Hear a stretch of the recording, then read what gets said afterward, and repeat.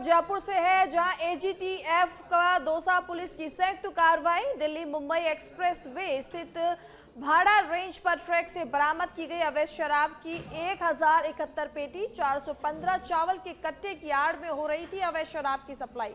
तस्कर बाड़मेर निवासी दिनेश जाट को गिरफ्तार भी किया गया है। 60,000 की साथ ही साथ नकदी भी बरामद की गई है। हरियाणा के सिरसा से भरकर गुजरात से ये खेप लाई जा रही थी। हेड कांस्टेबल करतार सिंह की सूचना पर यह कार्रवाई की गई है। दौसा एसपी सागर अर्डन ने इसकी जानकारी दी।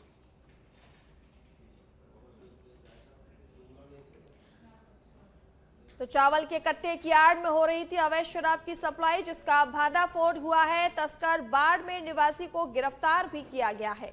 चावल की आड़ में शराब की तस्करी की जा रही थी। आरोपी के पास से 60,000 रुपए की नकदी भी बरामद की गई है। हरियाणा के सिरसा से गुजरात ले जाई जा रही थी खेप। तो दौसा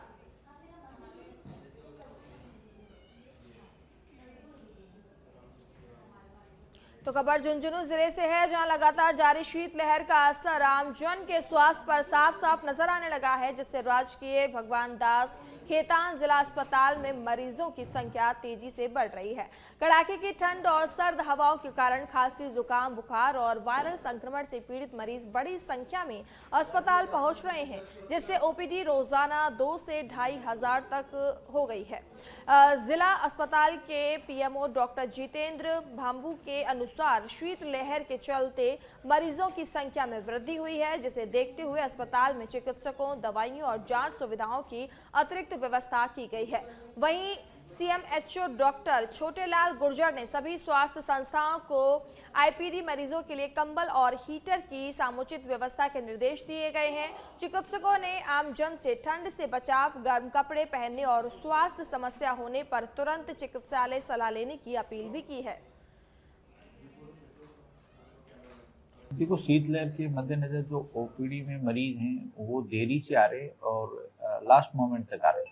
पहले क्या हो रहा था कि मरीज सुबह 9 बजे आ जाते थे, अब मरीजों की जो शुरुआत है वो 10:30-11 के आसपास हो रही है। अत्यधिक ठंड है और इसी के तहत ओपीडी ज़्यादा बढ़ी है। आईपीडी में बहुत ज़्यादा इजाफा नहीं हुआ है। ओपीडी में काफ़ी मरीज आ रहे हैं और अपने पास यहाँ पे वार्ड, आईसीयू और ब्लड इत्यादि तमाम तरह की सेवाएं उपलब्ध हैं। कोटा जिले की रामगंज मंडी स्थित सुकेत नगर पालिका ने अतिक्रमण के खिलाफ सख्त रुख अपनाते हुए देर रात बड़ी कार्रवाई की है। पालिका टीम ने रात करीब 2 बजे खेल मैदान के सामने किए गए अतिक्रमण को ध्वस्त किया है, जहां कानून व्यवस्था बनाए रखने के लिए भारी पुलिस बल तैनात रहा। कार्रवाई को पूरी तरह से गोपनीय रखा गया ताकि किसी प्रकार का विरोध न हो। सुबह मौके पर पहुंचे दुकानदारों और ग्रामीणों ने अतिक्रमण हटाया हुआ देखा तो विरोध जताया। हालांकि स्थिति को नियंत्रित करने के लिए फिलहाल मौके पर पुलिस बल भी मौजूद है।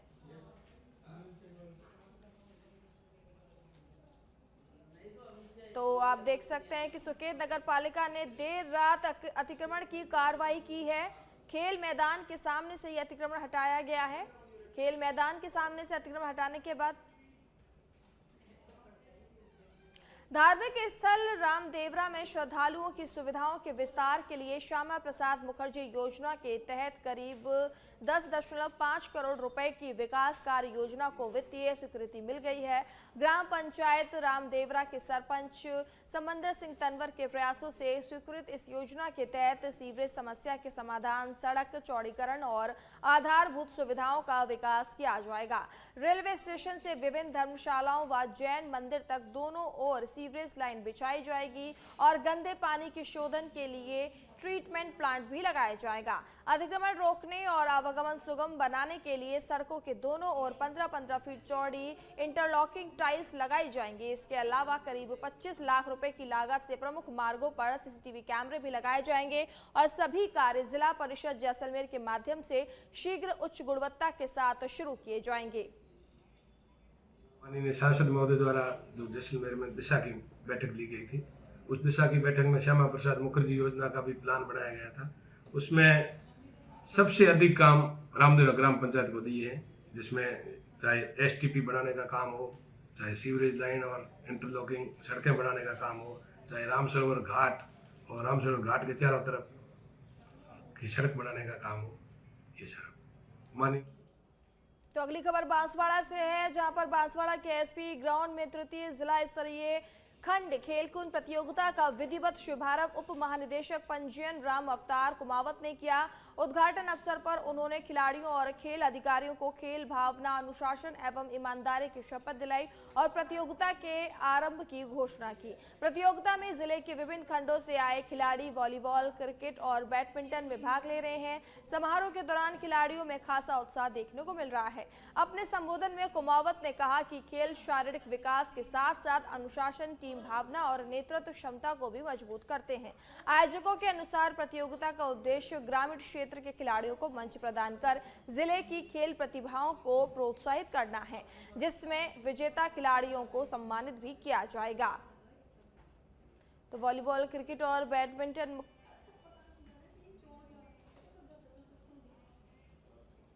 जयपुर के चोमू से बड़ी खबर है, जहां चोमू में किराना स्टोर के गोदाम में आग लग गई है। आग लगने के दौरान दुकान में रखा सामान जलकर खाक हो चुका है। सूचना पर चोमू नगर परिषद की दमकल गाड़ी पहुंची और मौके पर दमकल कर्मियों ने कड़ी मशक्कत से आग पर काबू पाया। चोमू शहर के मोरिजा रोड झालिनी किराना स्टोर की घटना है। आग लगने का कारण माना जा रहा है शॉर्ट सर्किट। फिलहाल पुलिस मामले की जांच में जुटी हुई है।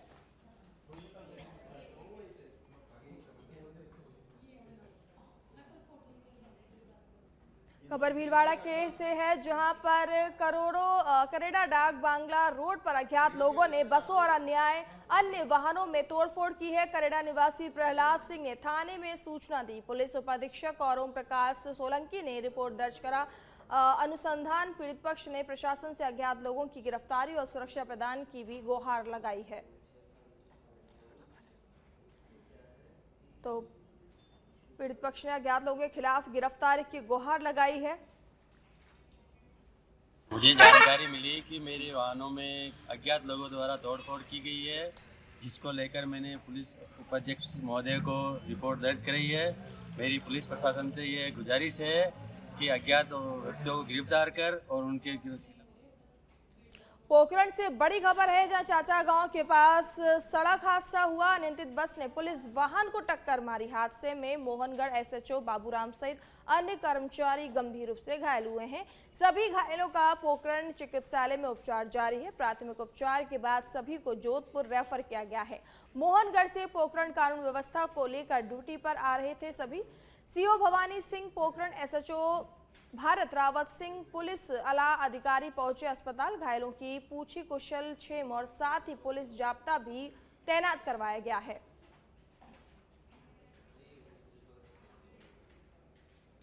जोधपुर में लोकसभा स्पीकर ओम बिरला और राजस्थान के सीएम भजनलाल शर्मा पूर्व महापौर घनश्याम ओझा की पत्नी शांति देवी ओझा के निधन पर उनके निवास स्थान पहुंचे और शोक संवेदना व्यक्त की। इस अवसर पर सूरसागर विधायक देवेंद्र जोशी, शहर विधायक अतुल बंसाली सहित भारतीय जनता पार्टी के कई अन्य नेता भी मौजूद रहे। वहीं ओम बिरला और मुख्यमंत्री ने शांति देवी ओझा के घर पहुंचकर श्रद्धांजलि अर्पित की और पास में स्थित राधा कृष्ण मंदिर के दर्शन भी किए। इसके बाद लोकसभा स्पीकर ओम बिरला और मुख्यमंत्री बीएसएफ के कार्यक्रम के लिए रवाना हुए।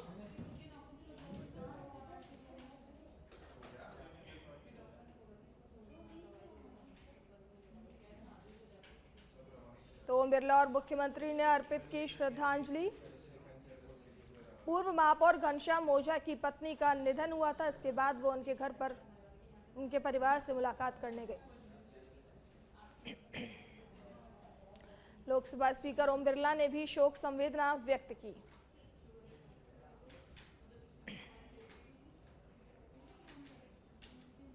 खबर जोधपुर से है, जहां केंद्रीय गृह मंत्री अमित शाह जोधपुर से रवाना होकर बीएसएफ मुख्यालय से डिफेंस एयरपोर्ट के लिए रवाना हुए। मुख्यमंत्री भजनलाल शर्मा भी साथ में मौजूद हैं।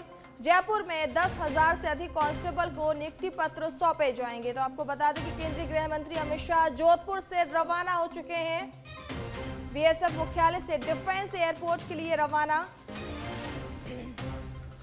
अमित शाह 2 दिन, मुख्यमंत्री भजनलाल शर्मा भी अमित शाह के साथ मौजूद हैं।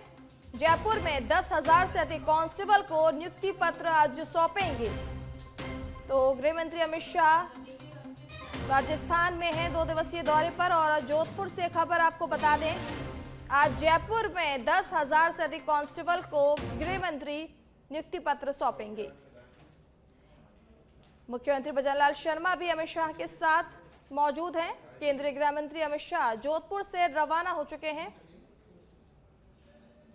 और बीएसएफ मुख्यालय से डिफेंस चित्तौड़गढ़ की पुलिस ने आमजन में विश्वास बनाए रखने और अपराधियों में खौफ पैदा करने के उद्देश्य से हफ्ता वसूली और मारपीट के मामले में 8 आरोपियों को गिरफ्तार कर उनके खिलाफ सार्वजनिक परेड निकालकर माफी दिलाई। घटना राजीव गांधी पार्क के पास हुई थी, जहां कुछ दिन पहले हाथ ठेले पर काम करने वाले व्यापारी को 7-8 लोगों ने धमकाया और 200 रुपए की वसूली की। आरोपियों ने ठेले में तोड़फोड़ कर सामान सड़क पर बिखेर दिया था। पुलिस ने प्रार्थी की रिपोर्ट और सीसीटीवी फुटेज के आधार पर आरोपियों को नामजद कर गिरफ्तार किया और घटनास्थल पर उनका जुलूस निकालकर सार्वजनिक रूप से माफी दिलवाई। इस कार्रवाई की ठेले व्यापारी और मौके पर मौजूद लोगों ने सराहना भी की। ये घटनाक्रम ये हफ्ता वसूली करते हैं लोग यहाँ के 5-7 जने है करते नुकसान करते लाठी तोड़ दी, टुकट भी हुई, मेरे को भी मारा, मेरे घरवाले को भी मारा है लोगों ने और कस्टमर की गाड़ी भी फोड़ दी है लोगों ने।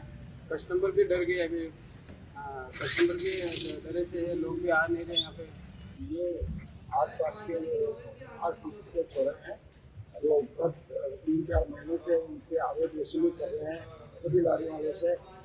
वो जो दे रहे हैं उनको बचेगा और 6 तारीख को इन्होंने सब्र डांगी से रुपये मांगे थे अवैध वसूली के 150-200 रुपये करीब, तो इन्होंने उसे देने से मना कर दिया। तो इन्होंने अपने साथियों को बुलाकर इनके साथ धक्का-धूम करके मारपीट भी की और खबर सुमेरपुर से है, जहां राजस्थान सरकार के कैबिनेट मंत्री जोराराम कुमावत शनिवार को पाली जाते समय तख्तगढ़ पहुंचे। उन्होंने नगर पालिका उपाध्यक्ष मनोज नामा के निवास पर एसआईआर प्रक्रिया पर चर्चा की और मतदाता सूची से संबंधित कार्यों में आवश्यक दस्तावेज समय पर तैयार रखने और आमजन से बीएलओ के कार्य में सहयोग करने का आह्वान किया।